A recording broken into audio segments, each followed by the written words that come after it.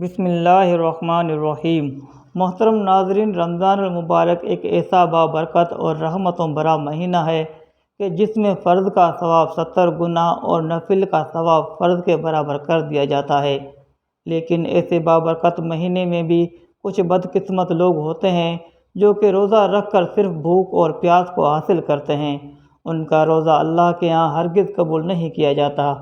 علامہ ابن قیم الجوزیہ نے داماد رسول حضرت علی شیر خدا سے منسوب روایت لکھی ہے کہ دنیا میں 4 ایسے روزہ دار ہوتے ہیں جن کا روزہ اللہ پاک قبول نہیں کرتا۔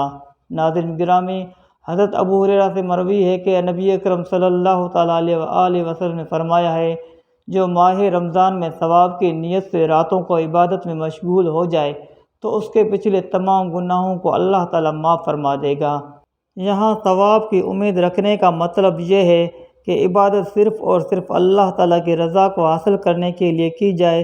یہ عبادت شہرت حاصل کرنے کے لیے لوگوں کو سامنے دکھاوا نہیں ہونا چاہیے۔ قرآن پاک کو اللہ تعالیٰ نے رمضان میں نازل فرمایا ہے، اس لیے مسلمان رمضان میں قرآن پاک کی زیادہ سے زیادہ تلاوت کرتے ہیں۔ نبی اکرم صلی اللہ تعالیٰ علیہ وآلہ وسلم ساری رات اللہ تعالیٰ کی عبادت میں گزار دیا کرتے تھے، جس کی گواہی قرآن پاک خود دیتا ہے۔ اللہ تعالیٰ قرآن پاک کی سورہ مزمل میں فرماتا ہے، اے چادر اوڑھنے والے نبی، رات میں تھوڑا قیام کریں، آدھی رات یا اس سے کچھ کم یا اس سے کچھ زیادہ قرآن کو ٹھہر ٹھہر کر پڑھیں۔ روزہ گناہوں کو بڑی تیزی کے ساتھ ختم کرتا ہے۔ یہ سب سے اہم بدنی عبادت میں شمار کیا جاتا ہے۔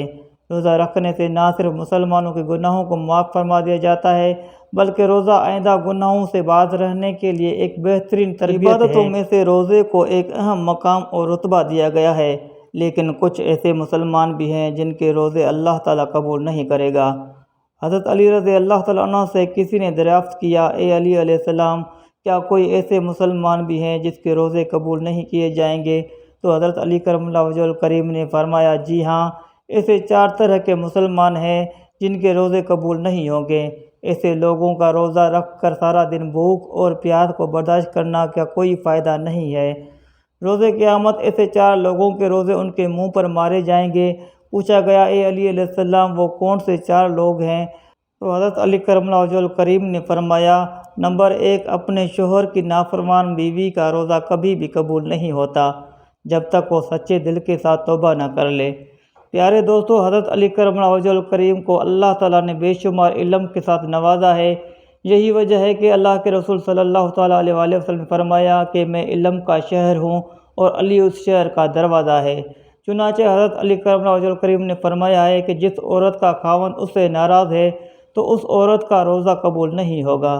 سارا دن بھوک اور پیاس کے علاوہ اس کو کچھ حاصل نہیں ہوگا۔ نافرمان بیوی کا روزہ اللہ تعالیٰ کے ہاں اس وقت تک قبول نہیں ہوتا ہے جب تک وہ سچے دل کے ساتھ توبہ نہ کر لے۔ محترم ناظرین، قرآن پاک کی سورہ روم آیت نمبر 21، جس کا ترجمہ یوں ہے کہ اس کی نشانیوں میں سے ہے کہ تمہاری ہی جنس سے بیویاں پیدا کی گئی ہے تاکہ تم آرام پاؤ، اور اس نے تمہارے درمیان محبت اور ہمدردی قائم کر دی۔ یقیناً غور و فکر کرنے والوں کے لیے اس میں بہت زیادہ نشانیاں ہیں۔ قرآن پاک کی سورہ نساء آیت نمبر 23، جس کا ترجمہ یوں بیان کیا گیا ہے، مرد عورت پر حاکم ہے اس وجہ سے کہ اللہ تعالیٰ نے ایک دوسرے پر فضیلت دی ہے، اس وجہ سے مردوں نے مال خرچ کیے ہیں۔ نیک فرمان بردار عورتیں خاوند کی غیر موجودگی میں حفاظت الہی نگہداشت رکھنے والیاں ہیں، اور جن عورتوں کی نافرمانی اور بد دماغی کا تم کو خوف ہو انہیں نصیحت کرو اور ان کو الگ بستر پر چھوڑ دو۔ اگر وہ باز نہ آئے تو پھر ان کو مار کی سزا دو، اگر وہ تابع داری کریں تو ان پر راستہ تلاش نہ کرو، بے شک اللہ تعالیٰ بڑی بلند اور بھلائی والا ہے۔ حضرت حسین ابن محسن رضی اللہ تعالیٰ عنہ سے مروی ہے کہ ان کی پھوپھی کسی ضرورت سے رسول اکرم صلی اللہ علیہ وآلہ وسلم کی بارگاہ میں آئی۔ جب وہ واپس جانے لگی تو نبی اکرم صلی اللہ علیہ وآلہ وسلم نے ان سے پوچھا کہ تمہارے شوہر کے ساتھ سلوک کیسا ہے؟ انہوں نے جواب دیتے ہوئے کہا کہ میں اس کی ہر ضروریات کو پورا کرتی ہوں، اپنی طرف سے تو کوئی شکایت کا موقع نہیں دیتی ہوں۔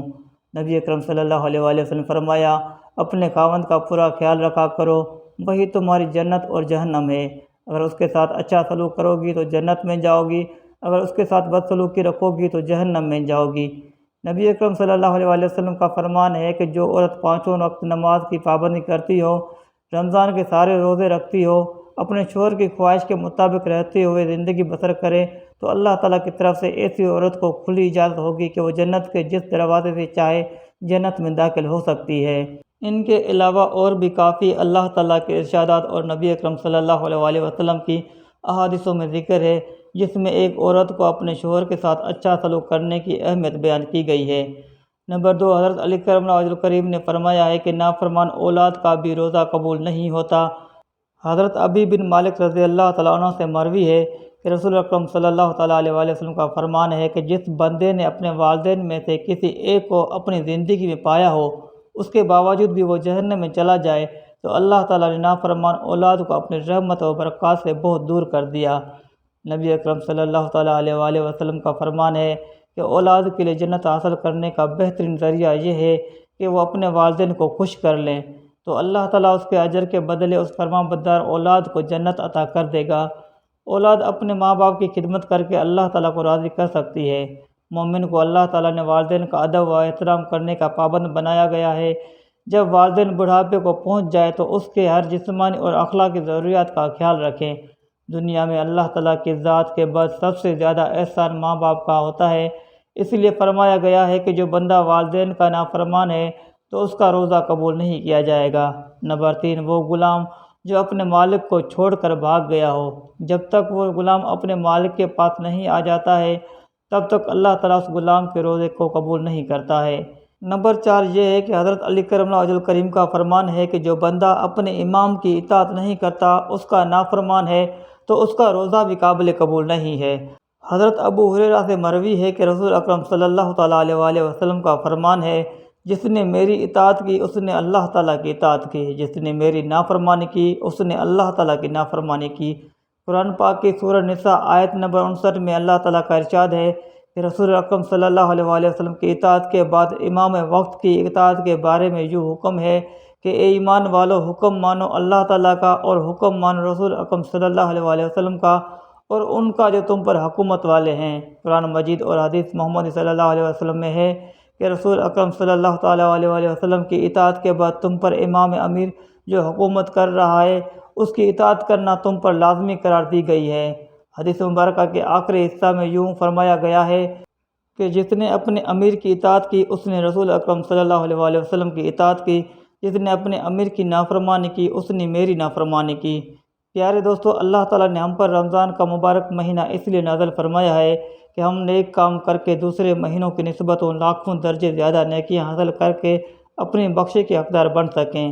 محترم ناظرین، میرے پیارے بھائی، ہم کو اپنے آپ پر غور کرنے چاہیے کہ ہم میں سے کسی میں یہ 4 باتیں تو نہیں پائی جاتی۔ اگر ہم میں کوئی ایک بات بھی موجود ہے تو ہم کو چاہیے کہ فوراً اللہ تعالیٰ سے سچے دل سے توبہ کریں تاکہ اللہ تعالیٰ کے ہاں ہمارا بھی روزہ قبول ہو جائے۔ اللہ تعالیٰ سے دعا ہے کہ اللہ تعالیٰ ہم کو ان 4 برائیوں سے بچنے کی توفیق عطا فرمائے، آمین۔ محترم ناظرین، ویڈیو کو لائک لازمی کیا کریں اور کمنٹ سیکشن میں اللہ تعالیٰ کے 99 ناموں میں سے ایک نام ضرور ٹائپ کریں۔ جزاک اللہ خیرا کثیرا۔